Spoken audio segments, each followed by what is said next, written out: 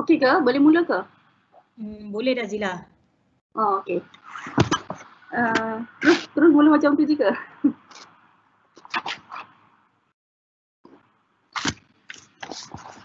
Okey, bismillahirrahmanirrahim. Assalamualaikum warahmatullahi wabarakatuh. Selamat malam. Terima kasih kepada para pelajar rakan-rakan guru yang bersama dengan sesi kita untuk malam ini. Buat julung-julung kalinya, ini adalah program yang dianjurkan oleh unit fizik BPM bahagian pendidikan menengah di Jawab Muara untuk bersama-sama membantu anak-anak pelajar kita untuk belajar secara online lah daripada rumah. Okay, dan insyaAllah malam ni saya akan memulakan sesi untuk teori ini. Okay. Sebelum tu saya nak memperkenalkan diri saya. Saya adalah Cikgu Norazila binti Azmi daripada MRSM Sungai Besar, merupakan guru fizik. Dan sebelum ini saya merupakan guru fizik daripada tahun 2005 hingga tahun 2019, selama 14 tahun di MRSM Taiping. Dan tahun lepas saya berpindah ke MRSM Sungai Besar. Okay, insyaAllah malam ni kita akan bersama-sama untuk membincangkan paper 3 untuk percubaan Kertas Negeri Pulau Pinang.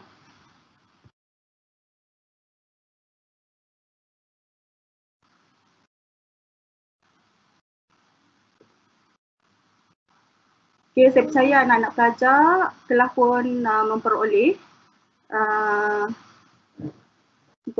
kertas 3 ni yang telah diberikan oleh Cikgu Snaini. Okay, so kita go through dan kita bincangkan jawapannya. Okay, kita mulakan. Bismillahirrahmanirrahim. Sebelum kita mulakan sesi kita dengan umul kitab Al-Fatihah. Bismillahirrahmanirrahim. Alhamdulillahirrabbilalamin. Ar-Rahmanirrahim. Malik yaumiddin. Iyyaka na'budu wa iyyaka nasta'in. Shiratal mustaqim. Shiratal ladzina an'amta 'alaihim ghairil maghdubi 'alaihim waladdallin. Okay, bismillahirrahmanirrahim. So, kita mulakan ya. Okay. Student, okay, ini ada soalan paper 3. Okay, saya bacakan terlebih dahulu. Student carries out an experiment to study the relationship between the speed of trolley V and the height of trolley on an inclined plane from the floor H.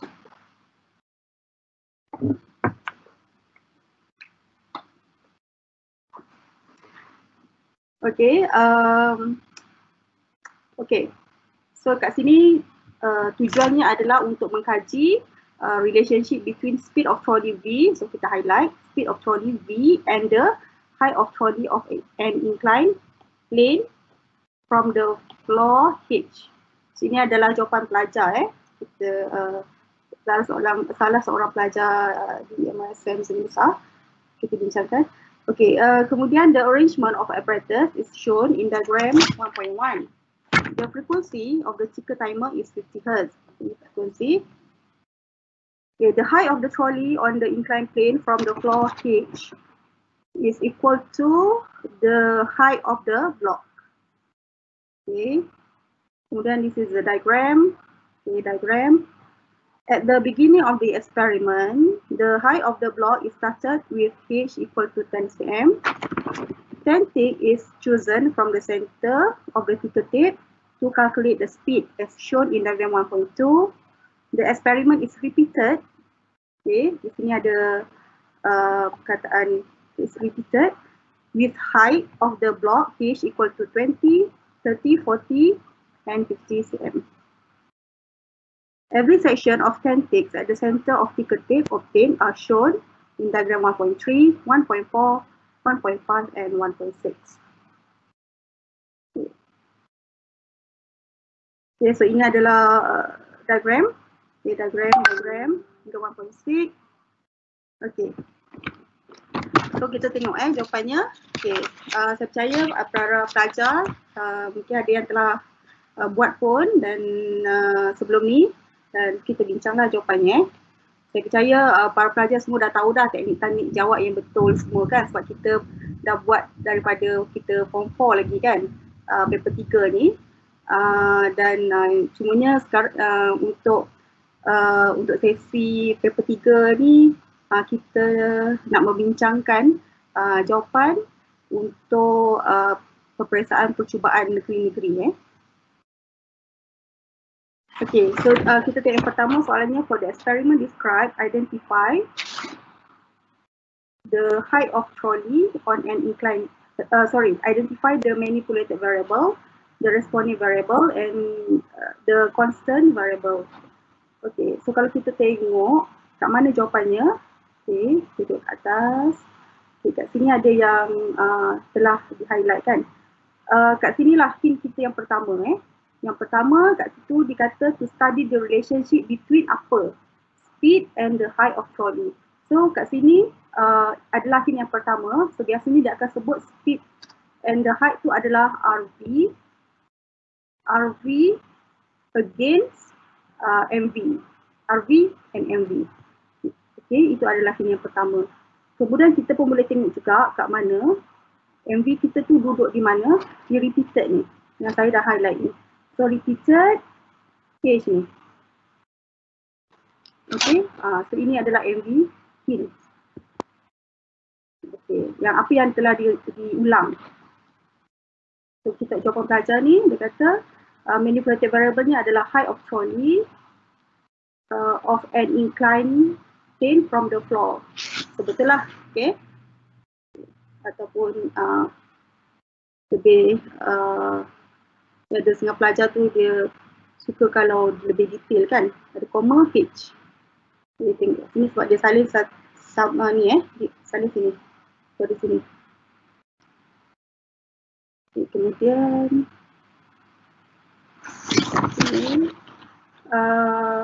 responding variable. Okay, kita apa dia tadi? Responding variable ni adalah speed of trolley. Okay, betul. Okay. Speed of trolley, V. Okay. Next, constant variable, mass of trolley. Okay, betul, bagus. Macam mana kita nak tahu constant variable ni? Biasanya pelajar confuse kan dan tak pasti. So kita boleh guna formula. Biasanya eksperimen tu adalah untuk mengkaji hubungan di antara dua variable dan memang ada formula yang akan yang akan relate lah dengan eksperimen tu. So dalam case ni untuk formula yang terlibat kita ada ini adalah berkaitan tajuk forces and motion ya. So forces and motion, so formulanya adalah F equal to MA. Okay, F equal to MA.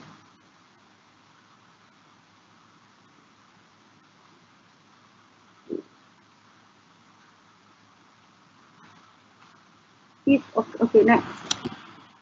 So sebab itulah dia punya constant variable adalah mass M. So F equal to MA. So dia nak mengkaji F equal to MA. Next, measure the length of sticker tape based on diagram 1.2, 1.2, 1.3, 1.4, 1.5 and 1.6. Measure the length of each sticker tape S. Record the reading of S in the spaces provided in the diagram. Okay. Kat sini ada dua markah. So, bagaimana untuk mendapat dua markah? Yang pertama, untuk mendapat dua markah yang penuh. Untuk dapat dua markah yang penuh. Dua markah yang penuh ni, mestilah kelima-lima value tu betul. Kemudian kalau 4 atau 3 saja value yang betul, hanya dapat satu markah. Kemudian kalau hanya betul 2 value dan ke bawah, tak dapat markah. So, 2 markah. Kita tengok dan begitu juga soalan yang bawah ni, kita calculate the velocity V Dan dia ada bagi formula.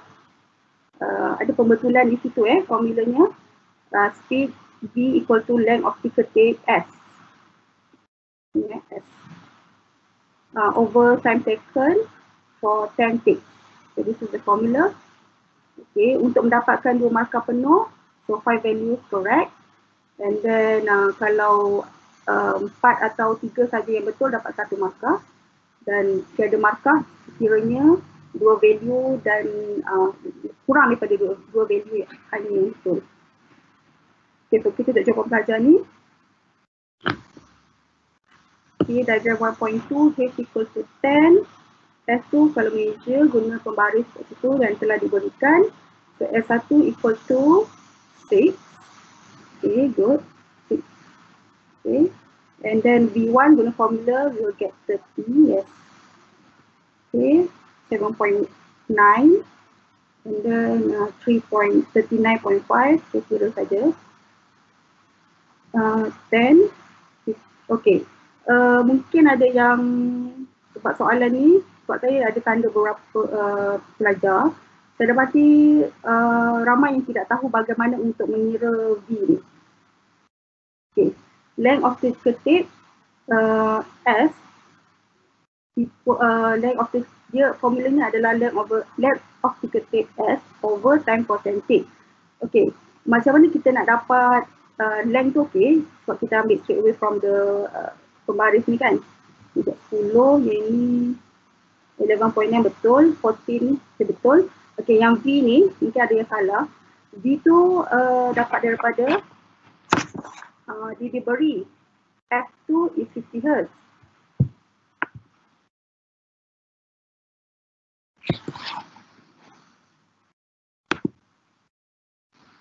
Okay, 50 Hz.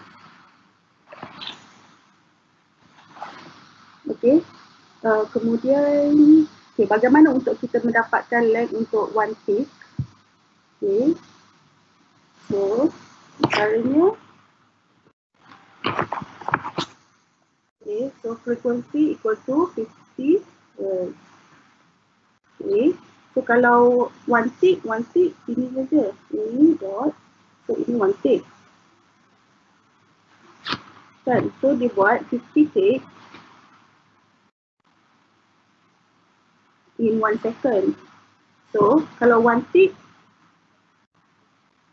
equal to 1 over 50, so equal to 0.02 second. So kita akan dapat T tu, tick tu 0.02 second. Sekarang dia kata time for 10 tick. So 10 tick. So 10 tick, so 10 darab 0.02 second. So kita akan dapat 0.2 second. So untuk mengira V tu, so mengira V, so V equal to, kita tengok atas satu contoh. V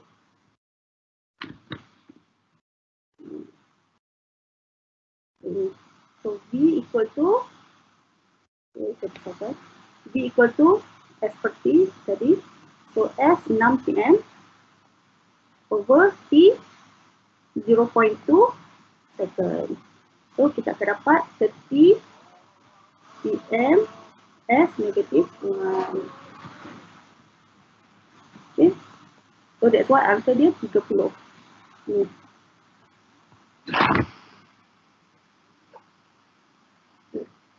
So sama juga yang dengan yang lain lah, V yang seterusnya. So kena tahulah cara mengira T tu, time for 10 ticks. Okay, next. Okay, so V. Okay, V yang seterusnya, saya tak habis tanda lagi tadi. 39.5, seterusnya adalah 50. Kemudian 59.5, 70. Yes, good. Okay. Okay, seterusnya. Okay, dah habis. Tabulate your result for H. Okay, ni tak tabulate. H, S and V. In the space below, kita ada table. Okay, ada 3 markah di sini, 3 marks. So how to get 3 marks? Full, okay. First, okay, 1 mark, 3 columns for H, S and V. Okay. Second, correct unit for each H, S and V. Kemudian all values of S, V are consistent to 1 decimal place. Okay, mari kita tengok. Okay, yang pertama, 3 columns for H, S and V. Okay, ada 3, 1, 2, 3. Okay, dapat 1. Second, correct unit for each H, S and V. Kita tengok transfer betul tak semua. Okay, transfer semua mesti berhati-hati. Okay, kalau betul, okay, markah kedua. Okay, the last mark, all values of S and V are consistent to 1 decimal place. So, kalau kita tengok sini, dia memang konsisten lah. Semua 1 decimal. Okay, 1 decimal. Okay, so kalau dia tak konsisten, contohnya dia buat sini 6, sini 7.9, 10, so maksudnya itu tak konsisten lah. So kalau tak konsisten, so tak dapatlah markah ketiga. Okay, so dalam kes ni dia constant. Okay, okay. So dapat 3 markah.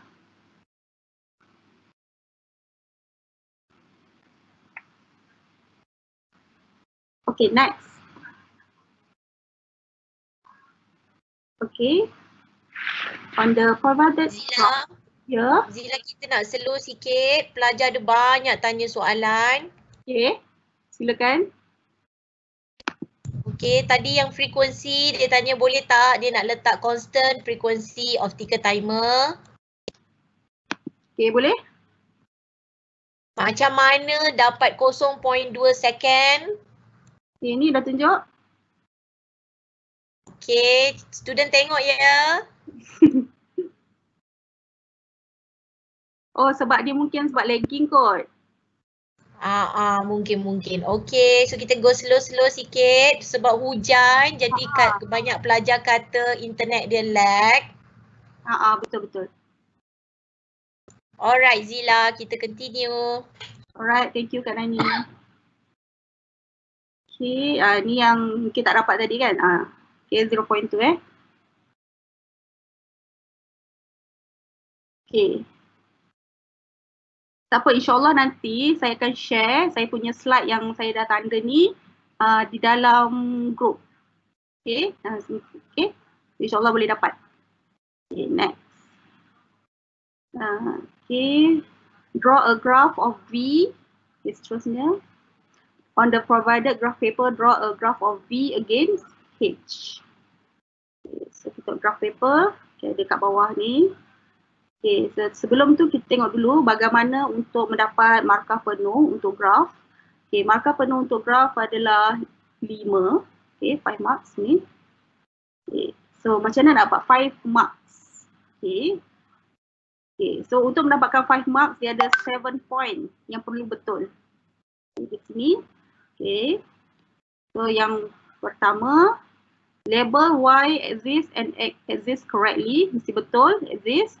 Okay, kemudian states the unit at the exists correctly, mesti ada unit seperti biasa, wajib ada unit bukannya sekadar paper 3 graph ni saja malah semua paper 2, paper 3, semua answer mesti ada unit, wajib. Okay. C, okay, both exist with the even and uniform scale. So ini adalah berkaitan dengan scale, even and uniform. Seterusnya 5 points correctly plotted, dapat 2 point. Okay, 2 point dapat 2 tick kita sebut biasa macam tu. Kalau dia betul 5 point dia transfer, so dapat 2 point. Kalau 3 point saja yang betul di transfer, dapat 1 point saja. Okay, ataupun dapat 1 tick saja. Next, a smooth best straight line. So ini straight line, 1 tick. Okay. And last one is the size of the graph, 5 by 4 squares ataupun of 2 cm by 2 cm.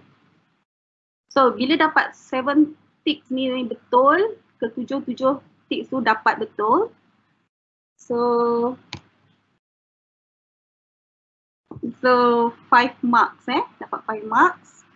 Kalau 6 ke 5 saja dapat 4 marks. 3 ke 4 3 marks. 2 point saja yang betul, 2 tick saja yang dapat 2 marks, and last one kalau dapat 1 saja tick dapat 1 mark.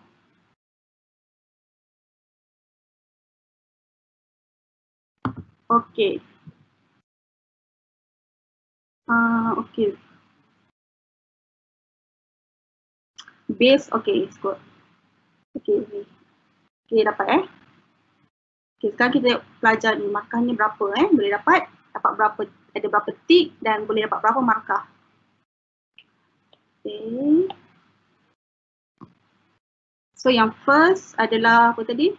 Label, label y-axis and x-axis correctly. So label, okay, betul. Ada V. Kena berhati-hati pelajar, so ni V against H. So maksudnya adalah Y against X. Okay, so berhati-hati, jangan tersilap axis rugi markah. Okay, Y, so maksudnya V, okay, betul.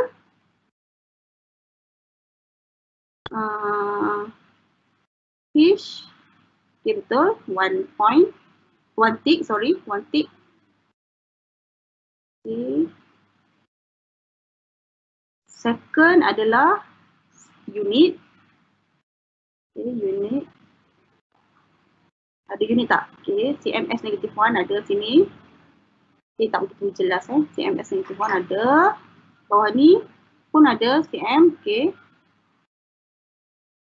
Okay, betul. Seterusnya, ketiga adalah both axis with the even and uniform scale. So scale yang digunakan tu lah. Tengok. Maksudnya seragam So dia guna 5, 10, start with 0 So 5, 10, 15 ni betul lah. 25, 30 until 50 Sebab kita punya value memang sampai 50, 10 until 50 H. Okay. Kemudian V kita value daripada 30 sampai 70. So 10 sampai 30 sampai 70. Okay, ada 10, 20, 30, 40, 50, 60, 70, 80. Okay, betul? Okay, scale dia betul. Okay, so ada point yang ketiga.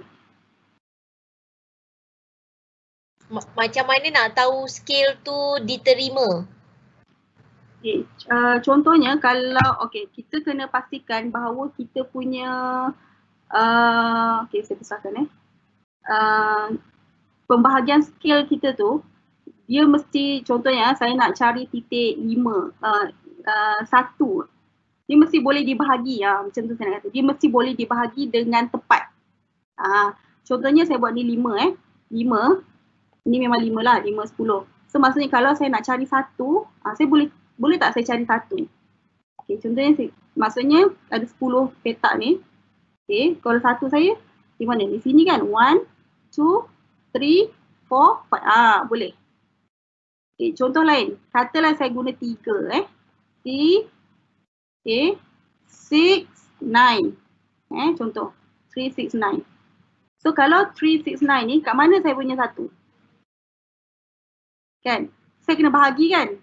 Saya kena bahagi dan nanti titik saya tu dia akan duduk di tengah-tengah kalau saya nak cari 1 saya tu. Ini yang saya selalu bagi tahu pelajar lah. So maksudnya mungkin saya buat petak besar sebab petak ni tak je. Okay, so nanti saya punya titik tu mungkin dia duduk di tengah-tengah contoh dia macam ni. Ni tak boleh ni. Petak ni. Patutnya kita punya point tu dia mesti betul ni. Okay. Dia mesti di persilangan yang tepat. Macam tu sebab banyak ni. Kalau dia tak pakai X tu, dia pakai dot. Bagus soalan tu. Dia bagi dot ni kan. Dot kan. Dot. Okay, so cikgu akan buat apa Cikgu akan dot bulatkan besar. 0 markah. Tak boleh So memang tak boleh. Sebab apa? Sebab dot ni tidak menunjukkan di manakah yang tepatnya. Sebab dot tu kan dia dot. So kita tak tahu mana center dia. Tak boleh sebab tu kita buat X. X tu kita tahu di titik tengah tu. Dia nampak betul-betul. So dot tak diterima. Bulat tak boleh Bulat tak boleh. Okey.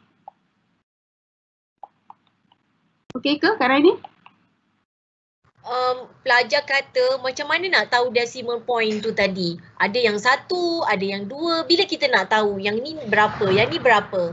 Mana yang tadi ke? Patah balik. Yang dalam table ni kan, macam mana nak tahu yang ni ada 1 decimal point, yang itu tak payah decimal point pula yang dalam table. Okay. Okay, good question. Macam mana kita nak tahu? Kita tengok alat pengukur kita. Alat pengukur kita ni. Untuk paper 3, inilah yang pentingnya paper 3 ni sebab kita nak tahu consistency, sensitivity alat itu. Mesti kita tahu. So contohnya ini pembaris kan. Okay, pembaris ni dah bagi. Okay. Sorry lah dia blur sikit. Okay. Tapi tak apa, saya boleh patah balik. Saya boleh tengok yang lain.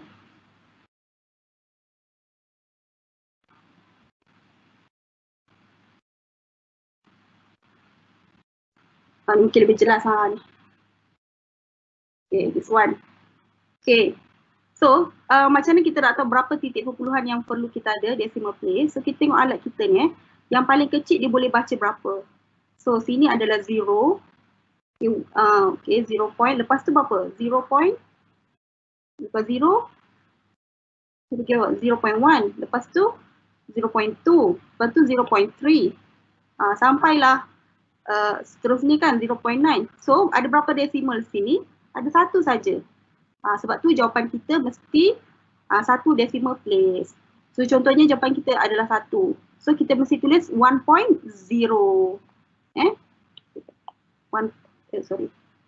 So dia mesti 1.0 sebab dia ada 1 saja decimal place. Okay, contohnya alat kita tu boleh measure sampai, contohnya kita boleh baca 0.12 contoh 0.12 cm. So maksudnya decimal place kita 2 lah. So kalau jawapannya adalah 1, kita mesti tulis 1.00 cm. 2 decimal ni. So dia bergantung kepada alat pengukur yang kita gunakan. Alright. Boleh Okay. Boleh kan ni? Okey, boleh. Masalah pelajar-pelajar ni, dia tanya pasal carry forward. Dia dah salah kat depan. Lepas tu dia tanya macam carry forward tak? Dia dah ambil value salah. Lepas tu bila dia ubur dalam table tu salah lah kan? Lepas tu bila plot pun memang salah lah. So dia tanya, dia boleh dapat markah tak?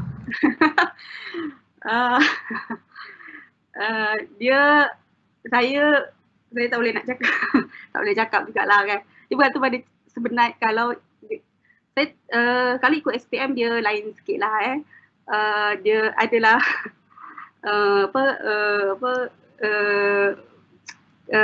apa saya nak cakap teknik-teknik menanda SPM tu so memang boleh diterima lah tapi saya percaya cikgu-cikgu anda semua pasti ada cara untuk macam mana saya kata supaya kita boleh ingat supaya berhati-hati lain kali.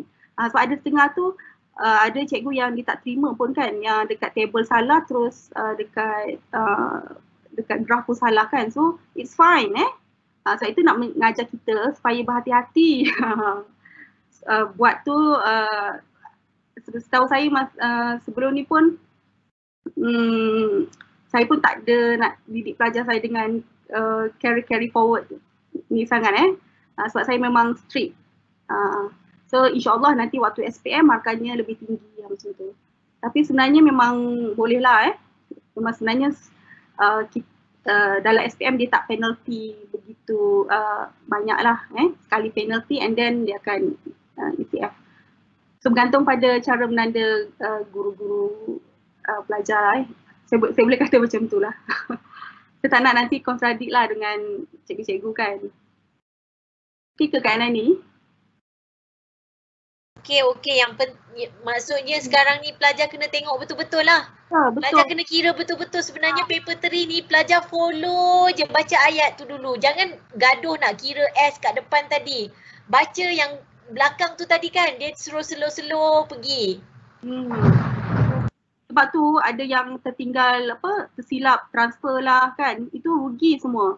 So memang tak sepatutnya lah kecuaian seperti ni berlaku So kalau boleh kita memang kena elakkan lah. So paper 3 ni memang kita kena score dengan markah yang tinggi. Okay, boleh proceed kan ni? Alright. Okay, so okay, tadi points seterusnya 5 points correctly plotted.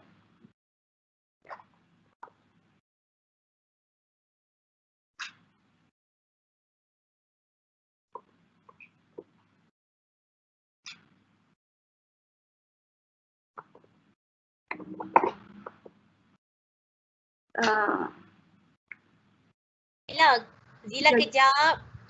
Graf tadi tu pelajar tanya kalau dia punya plot titik dia tu ada yang tak kena garis lurus tu, macam mana dia nak adjust? Tak kena garis lurus? Kan plot yang dia plot tu, bila dia nak plotkan garis lurus tu, dia rasa dia tak kena point titik dia tu. Jadi dia kata boleh saya adjust yang saya plot tu?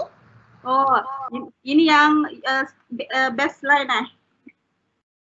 Ya, betul. Baseline belum lagi bagus, begitu dah dekat ilmu para pelajar.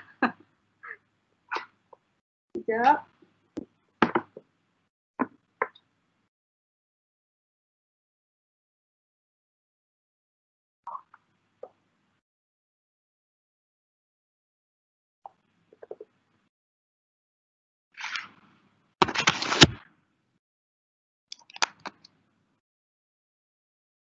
Okay, so markah ke D tadi 5 points correctly plotted and at least 3 points correctly plotted. Okay, ini insyaAllah pastikan kita plot dengan transfer dengan betul. So kalau betul semua ni 1, 2, 3, 4, 5, so boleh dapatlah 2 ticks. Okay, 1, 2. So itu adalah markah ke D Okay, seterusnya smooth base straight line. Okay, inilah yang Cikgu Naini tanya tadi tu. Okay, apakah yang dimaksudkan dengan base straight line? Okay, base straight line tu memanglah kita nak kita punya point tu semua kena kan.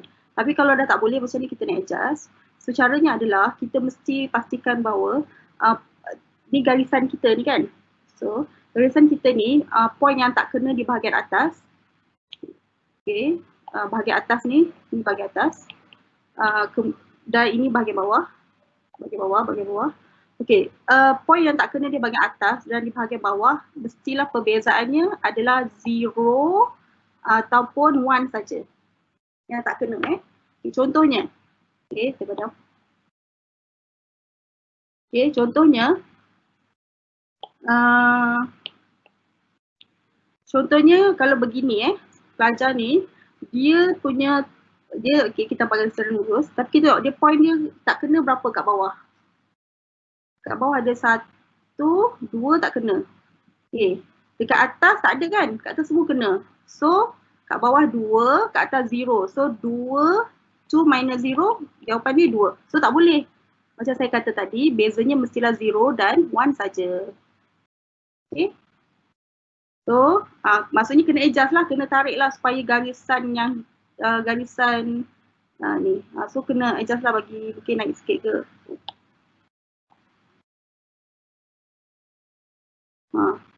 Macam tu lah, kena adjust lah. Okay, kena memastikan prinsip ni diikuti. Perbezaan atas dan bawah yang tak kena adalah 0 ataupun 1. Okay.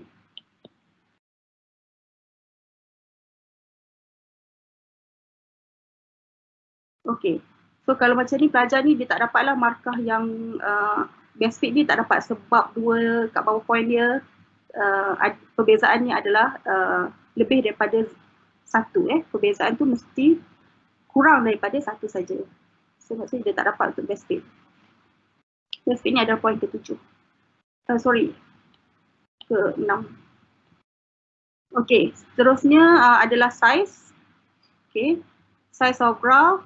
Okay, minimum size 5/4 tu okay, boleh nampak lah. Dia lebih daripada separuh graph paper. Okay, so maksudnya pelajar ni dia ada 6 point yang betul. Sebab dia ada 1 saja yang salah. Okay, so dia dapat 4 markah. Sebab 4 markah, 6/5. Okay, seterusnya dah 8/8 kan. Okay, so pelajar ni maksudnya okay. Yang lain okay, dia dapat 4 markah. Okay, based on the graph, state the relationship between V dan H. So kalau kita tengok kat sini, dia tak start from 0. So it means that dia adalah directly, increase linearly with H. Yes, bagus.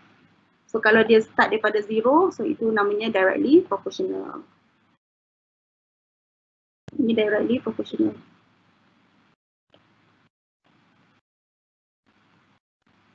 Okay. Next.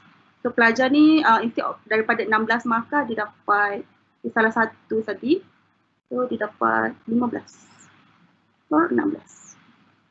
Okay. Baguslah.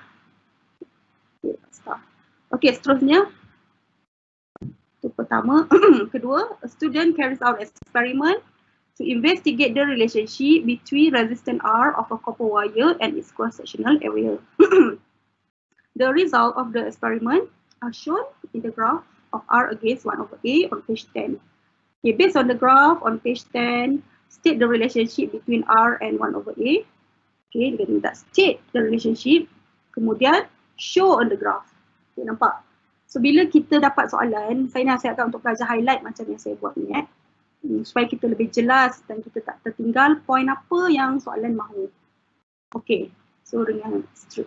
Kita tengok graph. Okay, graph. Okay. So ini kalau kita tengok asal dia memang tak sambung di bawah ni. So sebab tu dia minta kita show on the graph kan. So bagus pelajar ni telah extrapolate. Okay. Extrapolation dapat 1. Okay. Dan menamakan relationship increase linearly betul. Okay. Seterusnya determine the cross-sectional area.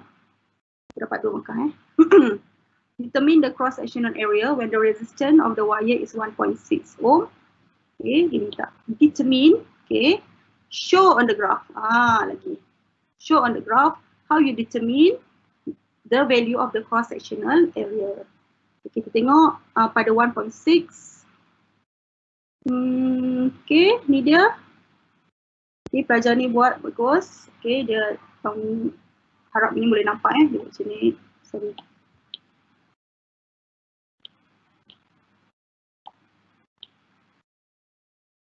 Ni dia dekat sini. 1.6. So dia turun. Dia turun. Okey, ada arrow ni. Ada arrow ni Penting ni supaya kita tidak tersilap membaca. Okay, so jawapannya adalah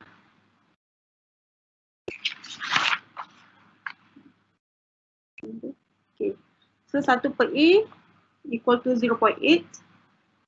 Okay. 0.8.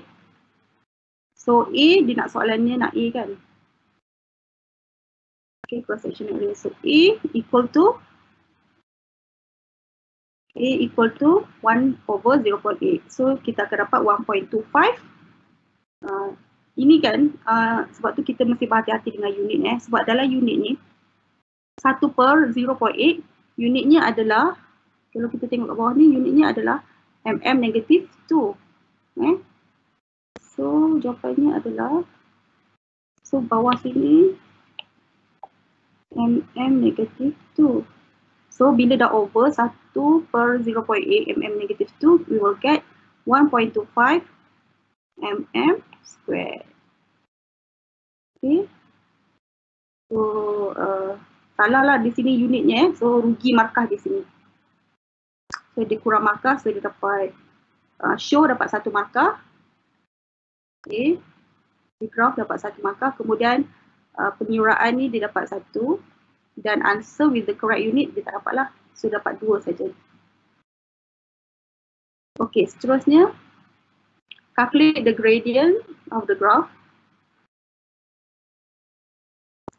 So gradient of the graph, so seperti biasa kita buat triangle.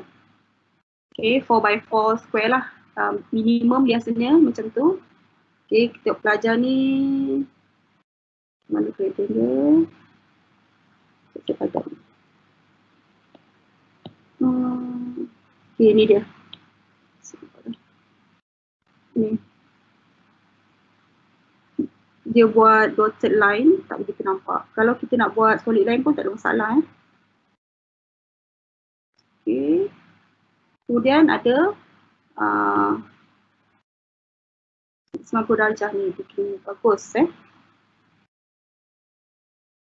Okay, so penyuraan gradient seperti biasa.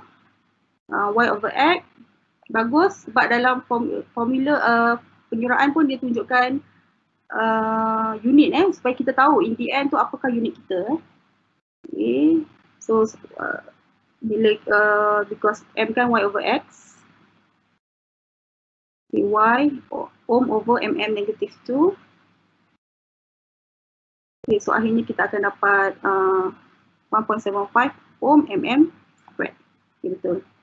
So dia ada 3 markah. So gradient 1 mark, second adalah penyuraan, last adalah answer with the correct unit. 3. Okay. Teacher, yang point tu, 2 decimal point tu dia orang tanya kalau dia letak 3? Boleh. Dia minimum 2. Minimum calculation memang minimum 2 decimal places.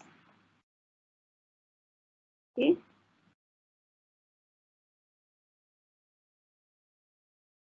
Alright. Next. Okay. B1.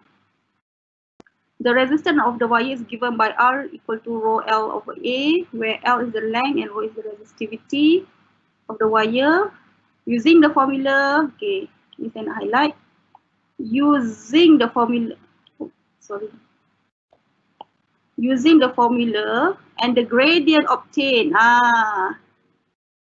Find the resistivity. So inilah pelajar selalu juga mungkin tak faham kena soalan. Okay. So apakah yang dimaksudkan ni? Kita kena ambil daripada gradient yang kita dapat tadi.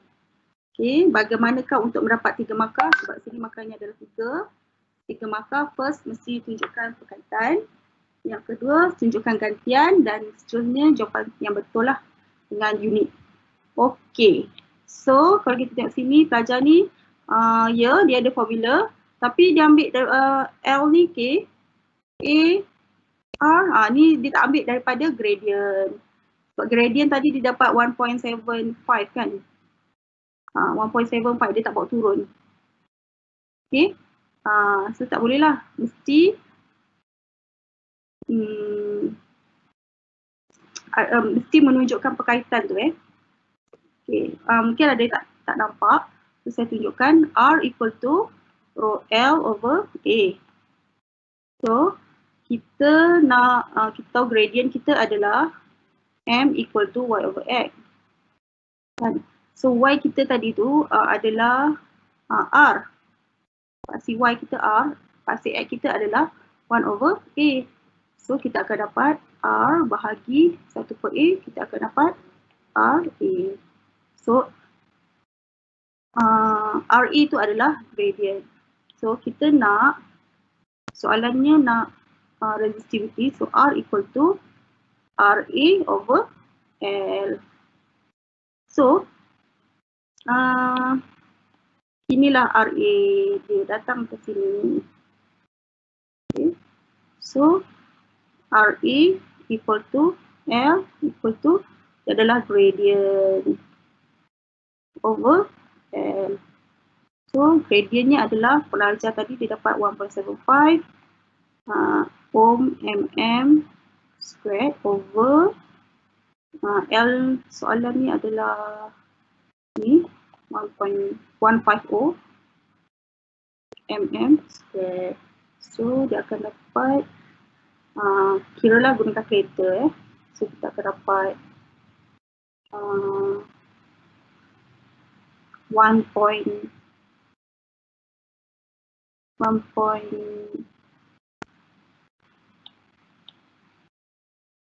so saya kira sini 0.012 ohm mm. Okay, so ini final answer. Okay, unit kalau ada yang tak pasti macam mana dapat unit. So unit, sebab unitnya sini. Ni, So unit mesti ada ohm mm. So mm tu squared. So kuasa 2 over mm. So mm cancel. So tinggallah ohm mm. Okay. So kena ambil daripada gradient. Okay. Next. Precaution of the experiment. Oh, selain pada tu kalau pelajar nak tukar jawapan kepada ni nak tukar kepada meter pun boleh tak ada masalah. So kalau meter akan dapat 1.2 times 10 to the power of negative 5 ohm meter. Teacher Zila, kalau gradient finally tak ada unit? No unit, no mark dia. Gradient mesti ada unit, melainkan dia memang tak ada unit. Contohnya M equal to Y over X kan. Contohnya unit Y ni memang unitnya adalah cm, X ni unitnya cm. So memang akhirnya kita cancel memang tak ada unit. Tu je. Kan contohnya 1 bagi 1. So 1 lah memang unitnya 1. No sorry, answer dia memang 1, memang no unit. Tapi yang lain memang ada unit. Gradient memang ada unit. Okay, wajib. Sebab tu kena dalam pengiraan tu mesti tunjukkan unit tu sekali supaya kita tahu what is the final unit for the gradient. Okay, next. Precaution for the experiment. So ini adalah berkaitan dengan electricity. So biasanya pelajar ingat ni lah, make sure all the wires connected tightly. Dan pada masa yang sama ada juga lah beberapa precaution Okay, switch off the circuit if no reading is taken to avoid from getting too hot. Dan seperti biasa ada the position of eye should be perpendicular with the scale of emitter to avoid emitter or voltmeter when taking the reading. So ini scale of apa ni wajib mesti ada. Measuring instrument ni. Wajib. Okay, next. Okay, dah habis nombor 2. Kejap teacher. Ya. Masa buat graf tu, masa kita nak ambil gradient tu, student tanya dia nak ambil dekat-dekat je. Kenapa nak ambil jauh-jauh? Apa tu? Tu masa nak plot, nak kira gradient tu kan, nak buat triangle tu, dia nak ambil dekat-dekat je. Boleh tak? Dekat-dekat tu apa? Kecil-kecil macam ni? Dia nak kecil-kecil je, paling kecil lagi cute. Tapi tak cute lah untuk markah kita tak cute lah Itu bukan nak cute, kita nak markah kita yang cute. So kalau buat macam tu tak cute lah. So tak boleh. So size kena ikut lah size triangle ni mestilah 4x4 paling minimum So tak boleh, mesti. Yang paling bagus sebenarnya kita ambil daripada awal ni, kita buatlah sebesar-besar yang paling kita boleh buat macam ni kan. Okay. Senang lagi pun senang tau nak baca. Saya selalu nasihatkan pelajar saya. Kita ambil daripada zero sini sebab kita tak susah lah kita nak tersilap baca sebab dia bacaan dia daripada awal sini kan dia biasanya zero kan. So ambil sampailah ke hujung. So insyaAllah lah memang betul. Okay. So macam tu lah. Okay. Seterusnya. Okay, dah habis nombor 2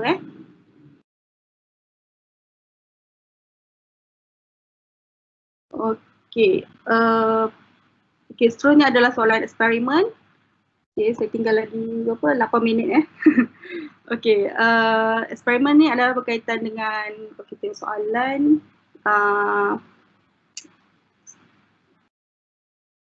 Okay.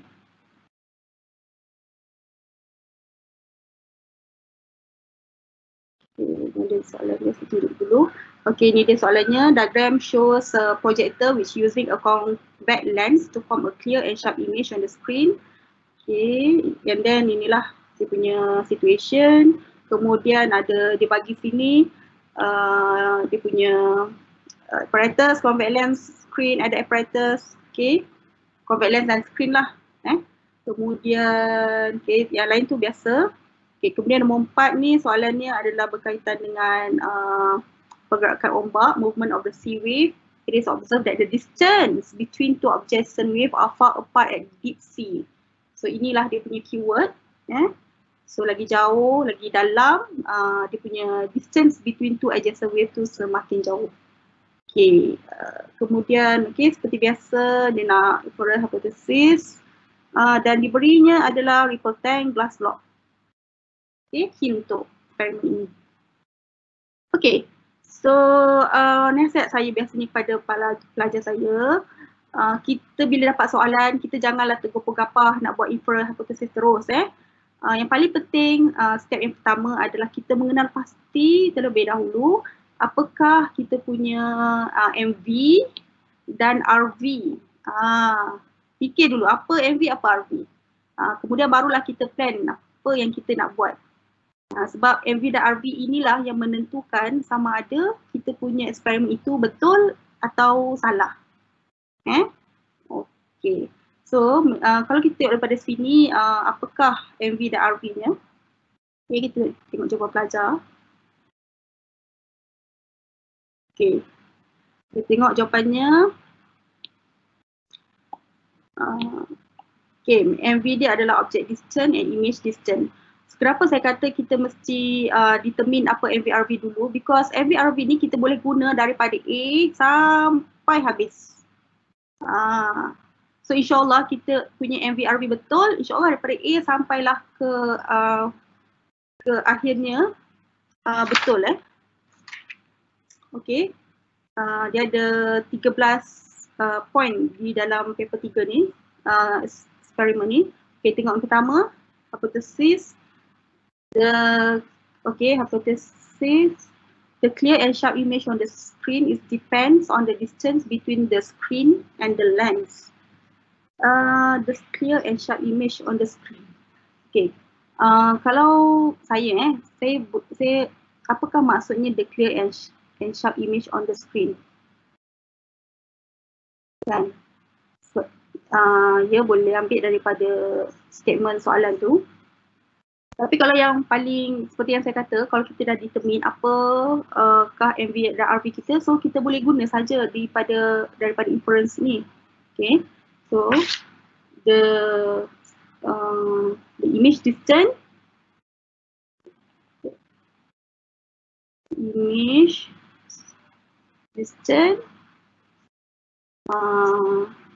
is apa? Biasanya kena ada perkataan influence ataupun affected by kan. Influenced by object distance.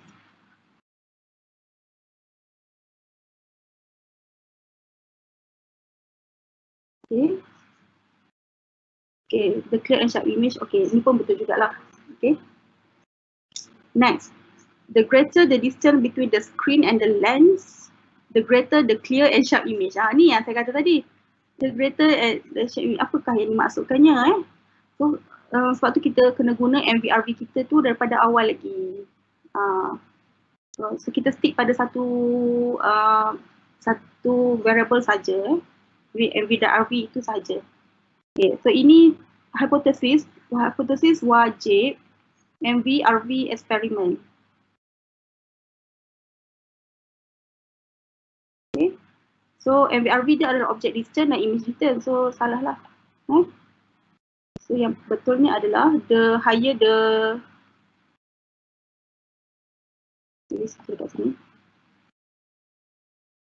the higher the object distance,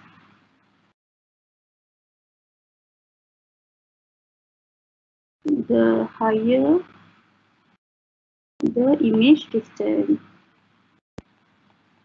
Okay, next, to investigate the relationship, aim to investigate the relationship between, bagus bagus sebab to investigate the relationship between object distance and image, dah guna dah MVRV tadi okay, betul, bagus.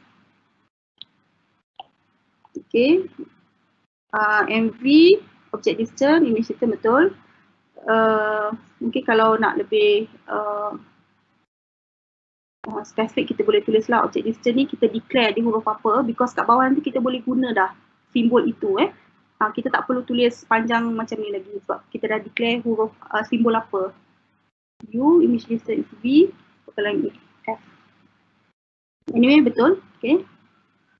Okay, next dia bagi convert lens, okay, ada convert lens, ada screen, okay, light bulb, cardboard, okay, lens holder. Ada satu yang tiada di sini.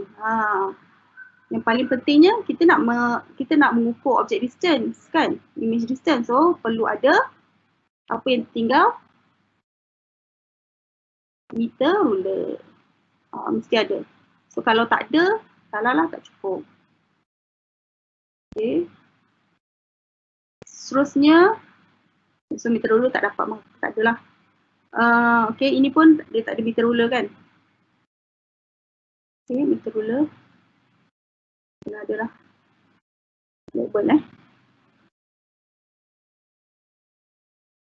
Okay, seterusnya. Okay, ini ada procedure. So ini tak ada jadi salah juga. Okay. Okay, procedure. Okay. Sebenarnya procedure ni ada 3 saja.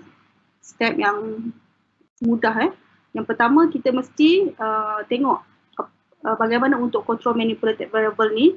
So mesti ada yang first tu mesti you mesti nyatakan object nyatakan satu value untuk MV. Satu value untuk MV So kalau macam kat sini distance of U 15. So mesti menyatakan satu value untuk MV terlebih dahulu. Itu markah pertama. Okay. Kemudian responding variable mesti measure RV. Okay, measure RV. So RV kita adalah image distance, mesti measure. Mesti ada using meter ruler, using apa mesti ada. Okay. Kemudian last kali repeat experiment at least 4 times. So kita ulang balik. Tadi kita dah buat U15. So kita ulang balik dengan bacaan U yang berbeza. Okay, so ini adalah contoh dia lah. Ini terpakai untuk semua eksperimen Ini saja stepnya yang diambil kira lah markahnya. Okay, tapi mungkin ada beberapa eksperimen tu dia ada lebih detail lah kan. Tapi ini adalah prinsip asasnya. Okay, so kita tengok 3 markah ni, pelajar ni boleh dapat berapa. Okay, the apparatus is set up. Okay, focal length F of the convex lens supply is recorded. The object triangle with cross-sectional wire is placed at the distance greater than 2F. Number 4, the white screen is moved until a sharp image of the triangle is formed on the screen. The image distance is measured. Okay, the image distance is measured. Okay, ada di sini. Tetapi di manakah value MV dia yang pertama? Tak ada kan? So tak ada lah. So tak ada. markah untuk MV tu okay, tak ada. Lepas tu yang this image distance is measured using apa tak beritahu. So tak boleh juga, tak dapat markah untuk RV. Okay. Satu lagi, kalau kita punya gambar, kita punya diagram ni salah, okay, kalau kita punya diagram ni memang salah, tak dapat markah, so automatically kita memang tak dapat markah untuk RV. Tak dapat markah sebab menunjukkan kita punya eksperimen itu tidak boleh berjalan. Okay, last kali repeat experiment 4 times. So tengok ada tak? The experiment last kali repeated by replacing the convex length with the concave length. Step 3 is repeated with the object distance. Tapi dia tak menyatakan pun value tu berapa kan. So tak menyatakan value. So tak bolehlah kena ada value tu Value tu berapa. So kita tak tahu U more than 2F tu berapa, U equal to 2F tu berapa Okay. So seterusnya tabulate data. Okay, object distance U, CM betul, image distance V. Okay. Ini mesti adalah kita tulis value. So ni contohnya 10, 20, 30, 40, 50. Pilih value. Okay, next. Last kali adalah plot. Biasalah sini mestilah RV, sini mestilah MV. So U, CM betul. Okay, dan unit unit jangan lupa. CM. Okay, seterusnya sebab masa dah singkat. Okay, maksudnya pelajar ni boleh dapat berapa markah ni? 1, 2, 3, 4, 5, 5, 6, 6. So dapat 6 per 12. Okay. Seterusnya, last kali. Okay, ini adalah berkaitan dengan ripple tank tadi. The distance between the distance between two adjacent wave depends on depth of water. Okay, betul? The depth of water, distance between two adjacent wave. Okay, betul. Okay, inference. So MV dia, depth of water, the distance between two adjacent wave ni adalah wavelength. So kalau nak tulis wavelength di atas ni pun boleh. Okay. The depth of water, the greater the inference, okay. Kemudian hypothesis, the greater the depth of water, the greater the distance between two adjacent wave. Two adjacent wave ni apa? Okay. So kita punya variable adalah wavelength. So kita guna wavelength Wajib guna daripada hypothesis.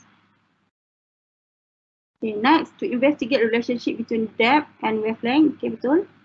Depth of water, okay, seperti biasa saya kata tadi, kita boleh declare kita punya simbol siap-siap supaya kita boleh guna lepas ni.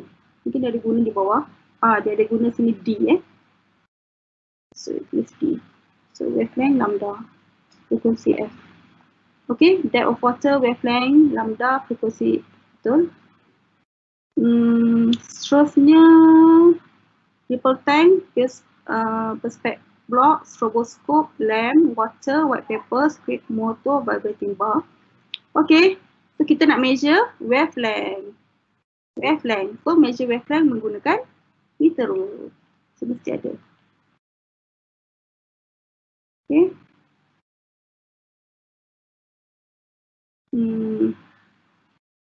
Okay, lukisan.